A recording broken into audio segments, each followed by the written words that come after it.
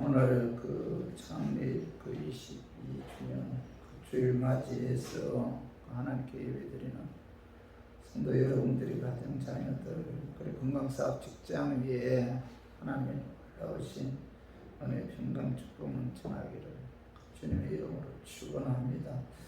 오늘은 사도행전 9장 그 31절의 말씀을 통해서 초대교회로 돌아가자라는 제목으로 다 함께 은혜를 나누었으면 합니다.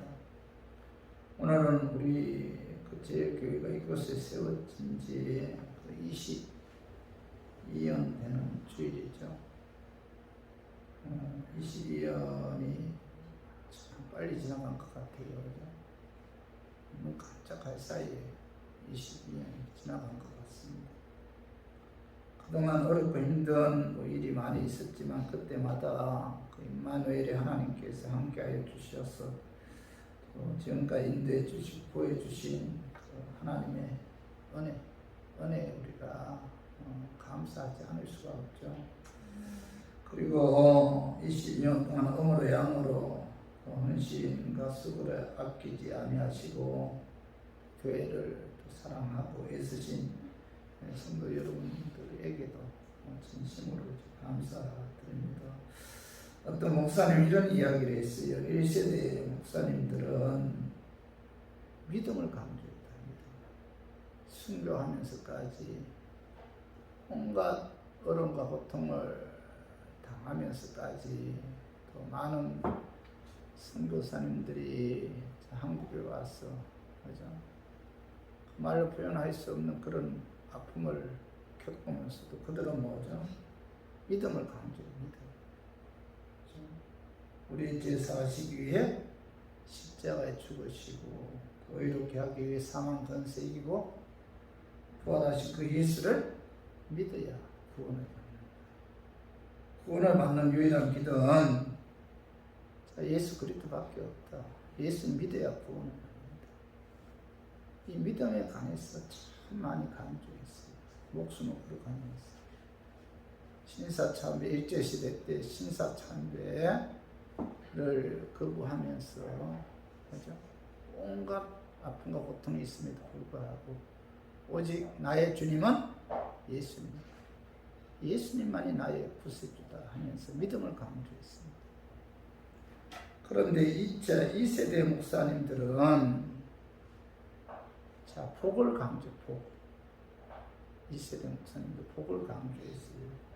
우리 제사하시기 위해 십자가에 죽으시고 의롭게 하기 위해 사망 권세 이기고 부활하신 그 예수를 믿으면 복 받는다. 이걸 강조했어요. 복 받기 위해서는 예수 믿어야 됩니다. 교회에 나와서 하나님께 예배 드려야 됩니다. 이 복을 굉장히 강조했죠. 2세대 목사님. 그래서 8, 90년대 경제 성장이 그 10% 이상 될 때는 교회 나오기만 하면은 하나님과 관계없이 그 하는 모든 봉사가 잘 되었어요. 그 10% 이상 경제 성장하니까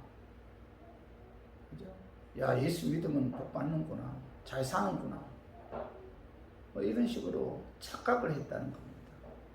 그런데 복 받기 위해서 많은 사람들이 교회로 나왔고 그때부터 교회는 뭐죠? 기복신앙으로 흘러가기 시작했어요. 기도하게 되면, 기도원에 가게 되면 강단에서 목사님들이 외치죠. 복 받아라 라고 외치면 뭐예요? 성도들은 뭐죠? 아멘! 복 받기 위해서. 저도 기도원에 많이 다녔습니다. 강단에서 목사님들이 복 받아라 하면 뭐죠? 성도들이 아멘! 복 받기 위해서. 그런데 경제 성장이 3%일 때는 교회 나와도 특별하게 물질 축복을 받는 것도 아니고 또 사람들이 잘 살게 되니까 많은 분들이 교회를 떠나기 시작했어요. 많은 성도분들이. 그래서 요즘은 코로나 전염병으로 인해서 가라지는 다 떠났죠. 알맹이만 남아있다는 거예요. 제가 이야기하는 것이 아니고 많은 목사님들이 그런 이야기를 해요. 이제 교회는 가라지들은 다 떠났다. 복받기 위해서. 기복신앙에 의해서 교회에 나온 분들은 다 떠났다. 이제는 알맹이들만 하나님께서 구원하시기로 계획한, 그죠? 하나님의 자녀들만 남아있다. 이렇게 이야기를 해요. 작년 한 해에 코로나 전염병으로 인해서 15,000 작은 교회가 문을 닫았다고 해요. 근데 실제적으로는 이거보다 훨씬 많다고 합니다. 그리고 큰 교회에는 40% 교인들이 교회를 떠났다고 해요. 그죠? 정말 지금 교회는 굉장히 위기죠, 위기. 이럴 때일수록 많은 영적인 목사님들은 이럴 때일수록 초대교회로 돌아가야 된다. 이렇게 주장하고 있어요. 교회는 예수 그리스도를 주님으로 믿는 사람들의 공동체죠. 교회라는 말은 헬라어로 에클레시아, 그죠? 하나님의 부르심을 받은 사람들의 모임이란 그런 뜻이죠. 예수 그리스도를 주님으로 믿는 사람들은, 믿지 않는 사람들은 교회 소속이 될 수가 없잖아요. 교회는 예수님을 주님으로 고백하며 예수님께 영광 돌리고 예수님께 충성할 것을 다짐하는 사람들의 신앙의 공동체이기 때문에 국가, 군대, 회사처럼 세상적인 방법과 돈과 권력을 의지하는 그런 단체와는 다른 곳이죠. 교회의 기초는 예수 그리스도는 주님이시며 구원자시다라는 신앙 고백 위에 세워졌다는 겁니다. 베드로의 신앙 고백처럼 주는 그리스도시여 살아계신 하나님의 아들이십니다 라는 신앙 고백으로 하는 사람들의 그 모임이 교회죠. 주님께서는 이 신앙 고백 위에 주님의 몸된 교회를 세우셨고, 우리 교회도 22년 전에 이런 고백 위에 세워진 그 주님의 몸된 교회인데, 근데 고린도전서 12장에 보면은 사도 바울은 교회를 우리의 몸으로 비유해서 머리는 예수님이시고 성도님들은 그 몸의 지체다 이렇게 말씀하고 있어요. 그러므로 예수님은 우리 교회의 머리가 되시고 또 우리 교회의 주인은 예수님이죠. 예수님. 이 교회의 주인은 목사도 아니고 성도도 아니고 오직 예수님만이 이 교회 주인이죠. 우리 교회의 역사는 우리가 일으키는 것도 아니고 우리가 이끄는 것도 아니고 우리가 만들어 나가는 것도 결코 아니죠. 교회는 교회의 주인이신 예수님의 뜻에 의해서 예수님의 주관하에 예수님의 인도하심에 의해 진행되어 가는 거죠. 교회는 주인이 예수님이기 때문에 기독교 2000년 역사상 가장 이상적인 교회를 꼽는다면 사도행전에 나타나 있는 그 초대교회인데, 초대교회는 건물이나 조직은 빈약했잖아요. 그러나 가장 이상적인 조건을 골고루 갖춘 교회였는데, 그래서 지금 위기에 빠진 많은 교회들이 다시 초대교회로 돌아가자 이렇게 이제 외치고 있죠. 그래서 저는 오늘 본문 말씀을 통해서 그 초대교회가 지니고 있었던 특징들이 그 어떤 것인지 알아보고 우리 교회도 초대교회로 돌아갔으면 하는 그런 마음에서 제가 오늘 이 말씀 준비했습니다. 말씀 증거할 때 악한 마귀는 나사렛 예수 이름으로 떠나고 성령 하나님께서 함께 하심으로 깨닫는 그런 은혜가 임하기를 주님의 이름으로 축원합니다. 첫 번째, 초대교회는 평안한 교회였다. 평안한 교회. 초대교회는요 평안한 교회였어요. 자, 사도행전 9장 31절 봐봐요. 그리하여 온 유대와 갈릴리와 사마리아 교회가 평안하여 이렇게 말씀하고 있죠. 초대교회는 예수 그리스도의 평안이 넘치는 교회였다. 교회 초대교회는 평안의 땅, 시끄럽지 않았다는 거예요. 평안이 있는 곳에 기쁨이 있죠. 평안이 있는 곳에 행복이 있죠. 평안이 있는 곳에 이제 맑은 웃음이 있는데, 자, 평안은 자, 하나님으로부터 임해야죠. 그 평안은 하나님의 선물이고 하나님의 은혜죠, 은혜. 자, 우리 요한복음 14장 27절, 자, 우리 한번 같이 한번 읽어봐요. 평안을 너희에게 주노니 나의 평안을 너희에게 주노라. 내가 너희에게 주는 것은 세상에 주는 것과 같지 아니하리라. 너희는 마음에 근심하지도 말고 두려워하지도 말라. 예수님께서는 제자들에게 평안을 너희에게 끼치노니 뭐죠? 나의 평안을 너희에게 주노라. 내가 너희에게 주는 것은 세상에 주는 것과 같지 않다. 이렇게 말씀하고 있죠. 하나님께서 주는 평안은 뭐예요? 세상에 주는 평안과 같지 않다는 겁니다. 세상에서 주는 평안은 자, 환경에 의해서 좌우되죠. 돈이 많거나 사업이 잘 되면은 평안하죠. 아는 사람 여러 명이 식사할 때 돈이 있으면 평안하잖아요. 혹시 누가 나보고 그죠? 식사값 내라고 하면 어떡하지? 돈이 없으면 불안하죠.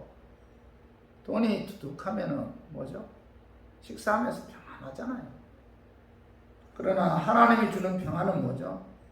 환경과 관계없는 그런 평안입니다. 내일 부도가 나도 걱정이 안 돼요.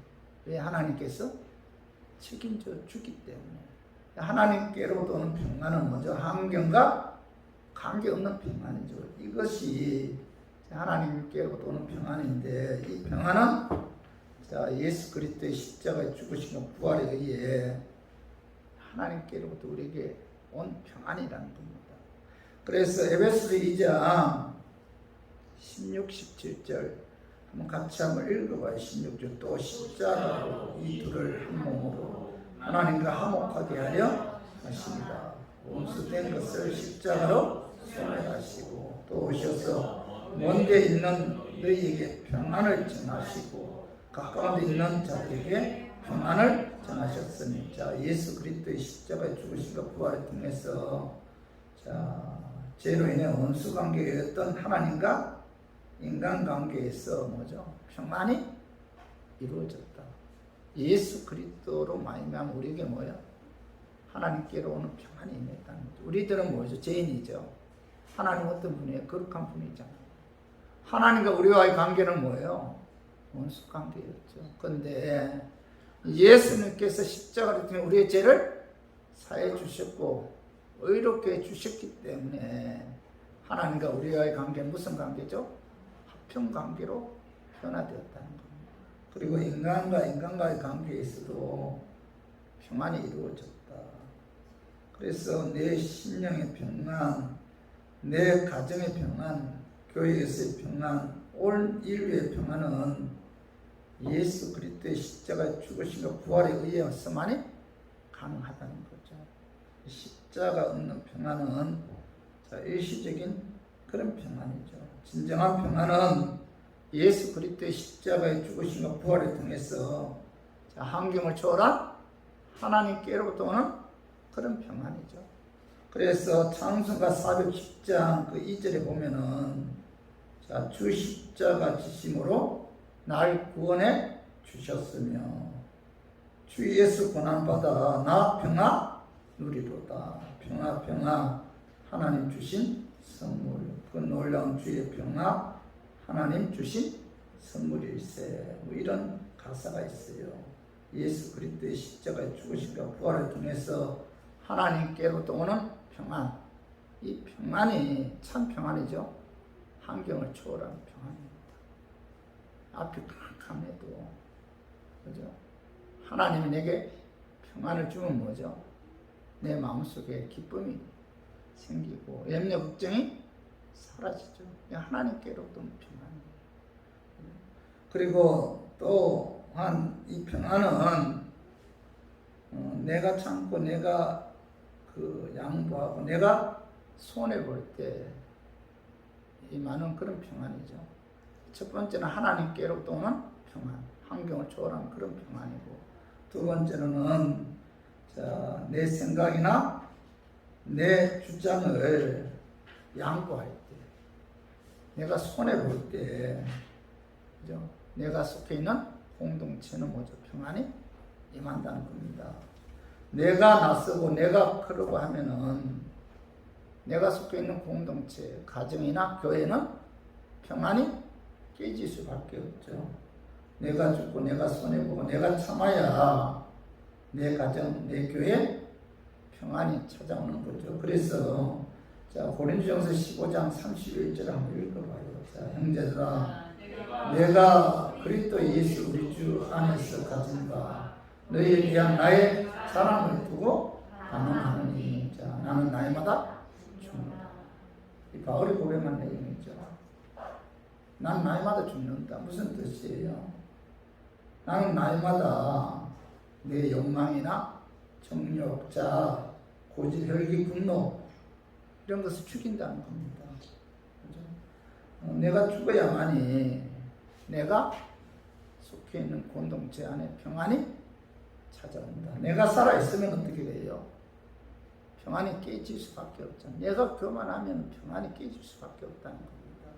그래서 우리 교인들도 여러분 예수 그리스도의 십자가 죽으시고 부활에 의해 하나님께로 오는 평안, 또 내 고집이나 내 내 혈기, 내 분노를 죽임으로 오는 이런 평안을 통해서 우리 교회가 초대교회처럼 비록 작지만 평안한 교회가 되기를 주님의 이름으로 축원합니다. 그리고 두 번째로 초대교회는 믿음에 의해 든든히 서가는 그런 교회였습니다. 사도행전 9장 31절과 그리하여 온 유대와 갈릴리와 사마리아 교회가 평안하여 뭐죠? 든든히 서가고, 이렇게 말해요. 초대교회는 믿음에 의해 든든히 서가는 그런 교회였다. 어떤 핍박에도 믿음 안에서 흔들리지 않는 든든히 서가는 그런 교회였다. 이렇게 이제 말씀하고 있죠. 초대교회는 세상으로부터 많은 핍박을 받았어요. 그런데도 초대교회 성도들은 믿음에 의해 흔들리지 않았다. 믿음 위에 굳게 섰다는 겁니다.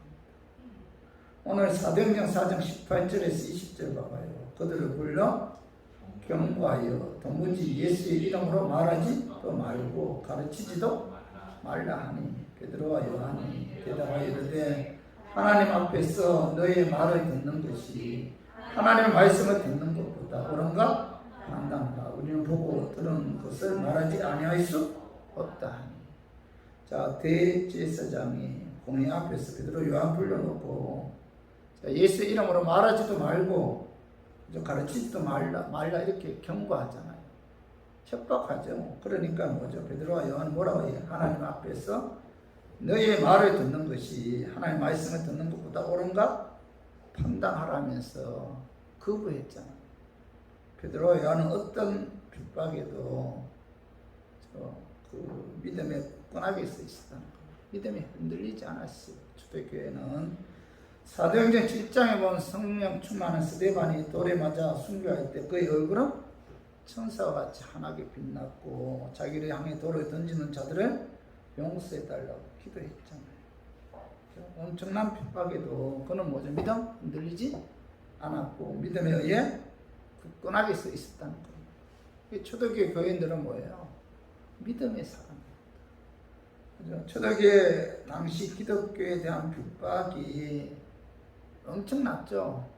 그래서 한번 봐봐요. 히브리서 11장 36절에서 38절 봐봐요. 또 어떤 이들은 조롱과 책찍질뿐 아니라 결박과 옥에 갇히는 시련도 받았으니 돌로 치는 것과 톱으로 켜는 것과 시험과 칼로 죽임을 당하고 양과 염소에 가지고 있고 유리하여 궁핍과 환난과 학대를 받았으니 38절 이런 사람은 세상에 감당하지 못하느니라.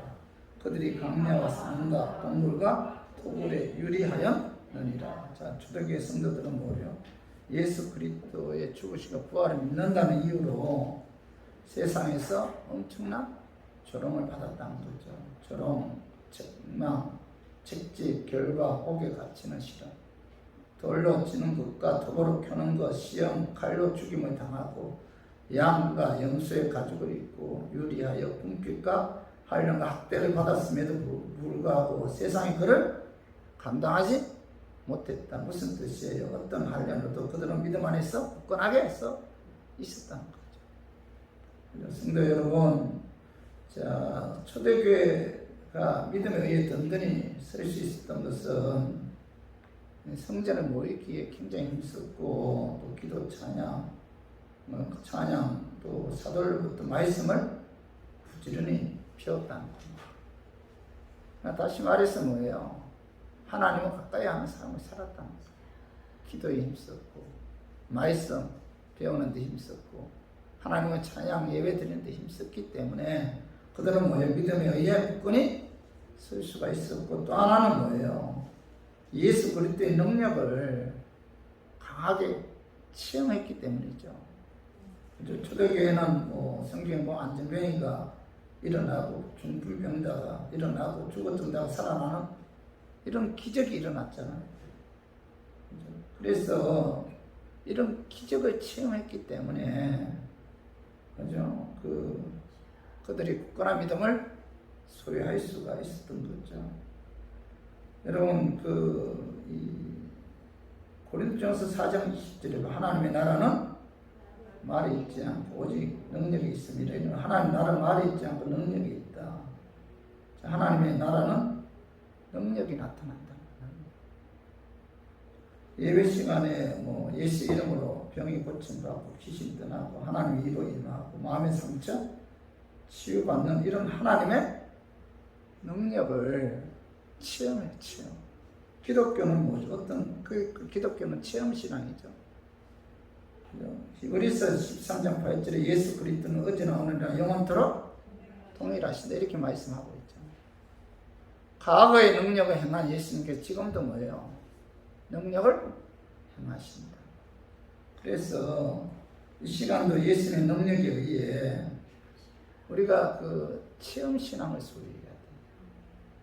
시대가 악하면 악할수록요, 체험신앙 있는 자만이 굳건한 믿음을 소유할 수가 있어요.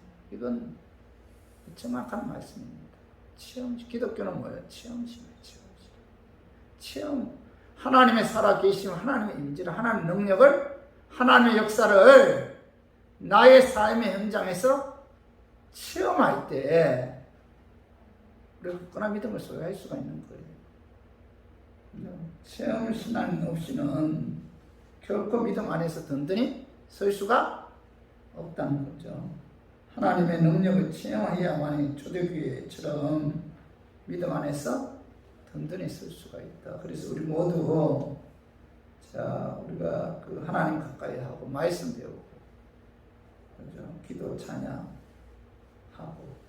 하나님의 그 능력을 체험함으로 체험 신앙에 의해 초대교회처럼 믿음 안에 굳건히 서서 믿음으로 든든히 서가는 저와 우리 교회들도 교회가 되기를 주님의 이름으로 축원합니다.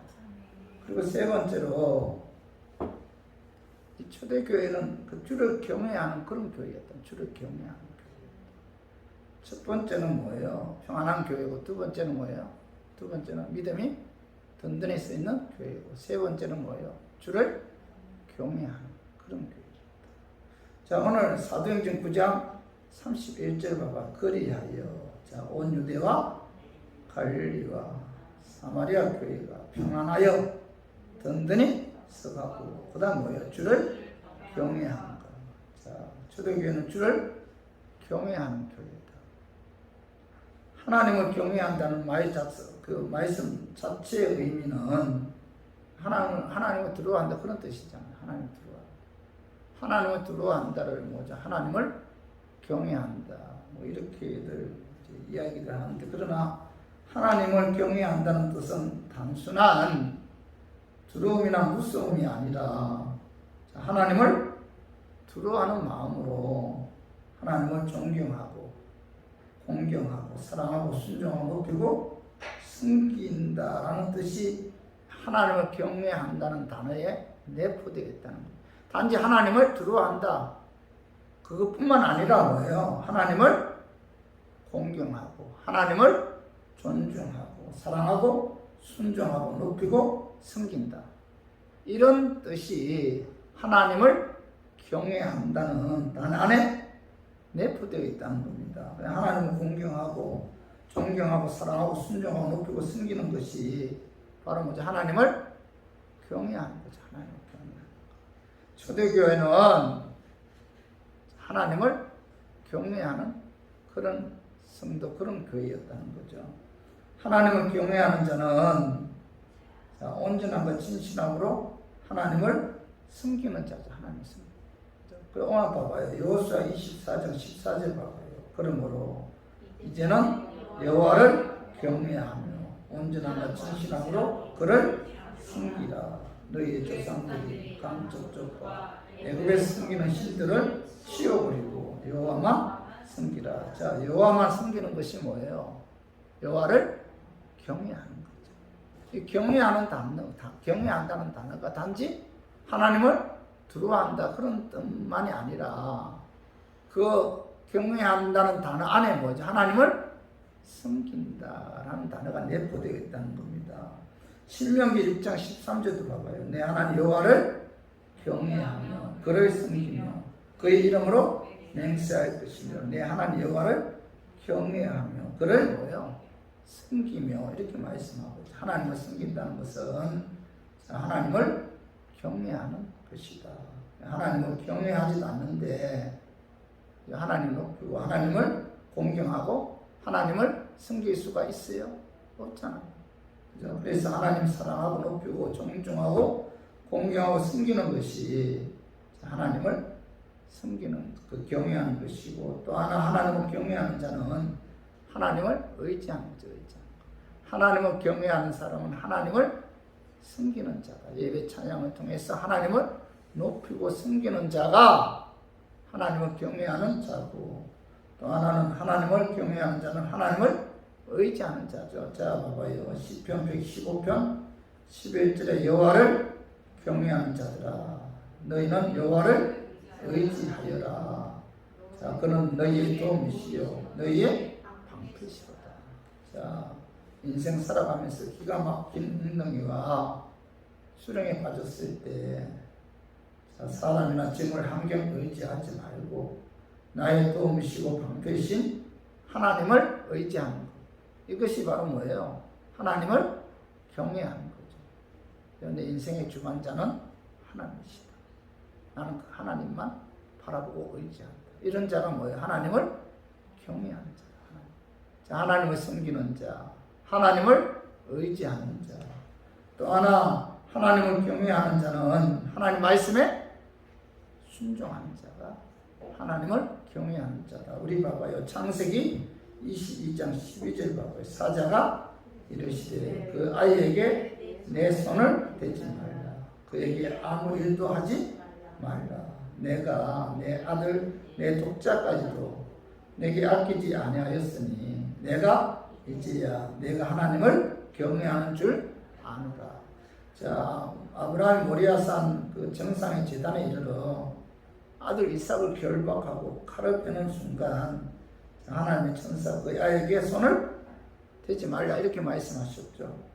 그리고 내가 내 아들 내 독자까지도 내게 아끼지 아니하였으니 내가 이제야 내가 하나님을 경외하는 줄을 아노라 이렇게 말씀하셨잖아요. 하나님께서 아브라함을 시험하신 목적은 말씀 순종을 통해서 하나님을 경외하는지를 확인하기 위해서 아브라함을 했던 거죠. 아브라함이 칼에 들어 아들을 제물로 바치려 했을 때 비로소 하나님은 뭐죠? 아브라함을 향해서 뭐라고 말씀하고 있죠? 내가 나를 경외하는 줄 안다. 이렇게 말씀하고 있죠. 하나님을 경외하는 것은 하나님 말씀에 순종하는 거예요. 이게 뭐죠? 하나님을 경외하는 거죠. 자, 잠언 1장 7절 봐봐요. 자, 여호와를 경외하는 것이 지식의 근본이거든요. 잠언 기자는 여호와를 경외하는 것이 지식의 근본이다. 자, 여호와를 경외하는 것이 인간의 본분이라는 거죠. 그러므로 지식의 근본은 여호와를 경외하는 것이므로 하나님을 섬기고 하나님만을 의지하고 하나님 말씀에 순종하는 자. 이런 자가 뭐예요? 여호와를 경외하는 자다. 그래서 초대교회는 뭐예요? 여호와를 경외하는 교회, 여호와를 경외하는 성도들이었다는 거죠. 그래서 우리 모두 하나님 섬기고 하나님을 의지하고 하나님 말씀에 순종함으로 자, 우리 교회가 초대교회처럼 자, 여호와를 경외하는 교회, 여호와를 경외하는 자, 성도님들이 되기를 주님의 이름으로 축원합니다. 그리고 네 번째로 초대교회는 자, 성령의 일으로 진행해서 죄인이 회개하고 주님께로 돌아오는 부흥의 역사가 나타나는 그런 교회였다는 거죠. 그 말씀이 자, 사도행전 9장 31절 우리 같이 한번 읽어봐요. 그리하여 온 유대와 갈릴리와 사마리아 교회가 평안하여 든든히 있어가고 주를 경외함과 성령의 위로로 진행하여 수가 더 많아지니라. 자, 오늘 31절 하반절에 보면 성령의 위로로 진행하여. 자, 성령의 위로란 성령님의 도우심이죠. 도우심. 성령의 위로란 성령의 도우심이다. 단순히 위로가 아니라 성령님의 다스림이죠. 다스림. 성령께서 이끌어가는 거죠. 성령님께서 관리하는 것은 뭐라고 말씀하고 있죠? 성령의 위로다. 이렇게 말씀하고 있고, 그리고 성령의 위로로 진행한다는 것은 자, 성령께서 교회를 이끌어간다. 교회의 주관자가 누구예요? 목사입니까? 성도입니까? 누구예요? 성령. 성령님이 교회를 이끌어간다. 그런 의미의 성령의 위로로 진행한다. 이렇게 이제 말씀하고 있죠. 성도 여러분, 교회의 머리는 누구예요? 예수님이고, 성도들은 그 지체죠, 지체. 교회는 하나님의 백성들이 모이는 곳인데, 자, 교회를 자, 진행하고 이끌어 가시는 분은 누구예요? 성령 하나님입니다. 여러분, 마음에 새겨야 돼요. 사도행전 9장 31절 하반절에 보면은, 자, 성령의 위로로 진행하여 뭐죠? 수가 더 많아지니라. 이렇게 말씀. 초대교회는 성령의 역사에 의해 죄인이 회개하고 주님께로 돌아오는 수가 더 많아지는 부흥의 역사가 나타났다. 부흥이 뭐예요? 부흥이 자, 많은 사람들이 교회에 모이는 게 부흥입니까? 그게 부흥이에요? 이쪽 교회 다니다 저쪽 교회 갔을 때 그 교회가 부흥했다고 말합니까? 성경에서의 부흥은 뭐예요? 죄인이 회개하고 주님께로 돌아오는 거. 이게 부흥이에요. 자, 악한 마귀의 자녀가 하나님께로 돌아오는 게 이게 부흥인데, 자, 사도행전 2장에 보면 사도 베드로가 유대인들을 향해 자, 너희들이 십자가에 죽인 그 예수가 자, 우리가 기다리는 그 메시아였다. 그 예수를 믿어야 너희들이 구원을 받는다라고 외쳤을 때, 자, 성령 하나님께서 그들에게 회개의 영을 부어주었습니다. 회개의 영. 그래서 그들은 3,000명, 5,000명이 어찌할꼬 하면서 애통하는 마음으로 회개하고 주님께로 돌아오는 그런 부흥의 역사가 나타났다. 부흥의 주체는 누구예요? 성령이죠. 초대교회는 성령의 역사로 수가 더 많아지는 그 부흥의 역사가 나타났는데, 자, 죄인이 회개하고 주님께로 돌아오는 부흥의 주체는 목사도 아니에요. 성도도 아니고 누구죠? 성령 하나님입니다. 성령의 역사에 의해 죄인이 회개하고 주님께로 돌아오는 그런 부흥의 역사가 나타나는 거죠. 하나님의 사역이라는 거예요. 자, 사도행전 2장 47절도 한번 읽어봐요. 하나님을 찬미하며 또 온 백성에게 칭송을 받으니 주께서 구원받는 사람을 날마다 더하게 하신다. 자, 주께서 예수님께서 구원받는 사람을 날마다 더하게 하셨다. 주께서, 주체가 누구예요? 예수님. 그죠? 예수의 영이신 성령 하나님께서 구원받는 사람을 날마다 더하게 하는 죄인이 회개하고 주님께로 돌아오는 그런 역사를 베풀었다. 이렇게 말씀하고 있죠. 성도 여러분, 목사나 어떤 교회의 어떤 좋은 프로그램이나 시설이 죄인이 회개하고 주님께 돌아오는 부흥의 주체가 될 수 있어요. 그죠? 여러분, 어떻게 연약한 인간이, 목사도 죄인이 있잖아요. 약한 존재죠. 그죠? 아무 능력도 없잖아요. 어떻게 연약한 인간의 목사가 죄인 회개하고 주님께로 돌아오게 할 수가 있겠어요? 불가능하죠. 그죠? 어떻게 인간적인 프로그램이나 시설이, 교회 시설이 죄인이 회개하고 주님께로 돌아오게 할 수 있겠어요? 사람들은 모을 수 있어요. 세상 사람들은. 세상 사람들은 이런 프로그램이나 어떤 온갖 어떤 좋은 시설을 통해서 모을 수가 있지만 그들이 뭐죠? 회개하고 주님께로 돌아오는 역사는 뭐죠? 성령의 의해서만이 가능하다. 그래서 죄인이 회개하고 주님께로 오는 부흥의 주체는 성령님이다. 그런데 많은 사람들은 목사의 능력에 의해서 죄인이 회개하고 주님께로 돌아오는 부흥의 역사가 나타난다. 이렇게 생각하는 분들이 많아요. 어떤 프로그램이나 교회의 좋은 시설에 의해 죄인이 회개하고 주님께 돌아오는 그런 부흥의 역사가 나타난다. 이렇게 생각하는 분들도 많습니다. 그러나 죄인이 회개하고 주님께로 돌아오는 부흥의 주관자는 뭐예요? 오직 누구죠? 성령? 그러니까 코로나 전염병으로 인해서 예수를 만나거나 구원의 확신 없는 분들은 뭐예요? 다 교회를 떠나게 된다는 거죠. 지금 한국교회 그런 시대죠. 한국교회뿐만 아니라 세상 교회가 다 그래요. 그렇기 때문에 우리 교인들은 초대교회로 돌아가기 위해서는 뭐죠? 교회 안에 성령의 역사가 나타나야 돼. 성령의 역사가 나타나지 않으면 교회가 부흥될 수 없어요. 성령의 역사가 나타나지 않으면 어떤 하나님의 능력도 나타나지 않아요. 성령께서 역사해야만이, 성령께서 말씀 증거할 때 개입해야만이 그 말씀을 통해서 교인들이 은혜를 받고 그 말씀을 통해서 힘을 얻게 되고 그 말씀을 통해서 하나님의 위로가 임합니다. 성령의 역사가 나타나지 않으면 뭐예요? 하나님 말씀 뭐예요? 그냥 좋은 말이 좋은 말. 오늘 목사님이 강단에서 좋은 말 하는구나. 울리는 꽹과리에 불과해요. 어떤 말씀도 교인들에게, 그죠? 그 어떤 위로나 어떤 힘과 소망을 주는 그런 말씀이 될 수가 없다는 겁니다. 성령이 개입해야 된다.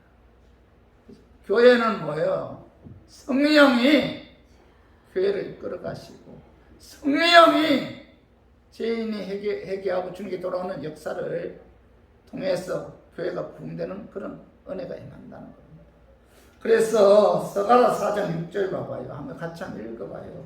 자, 만군의 여호와께서 말씀하시되 이는 힘으로 되지 아니하며 능력으로 되지 아니하고 오직 나의 영으로 되느니라. 자, 나의 영이 누구예요? 성령님에 의해서, 그죠?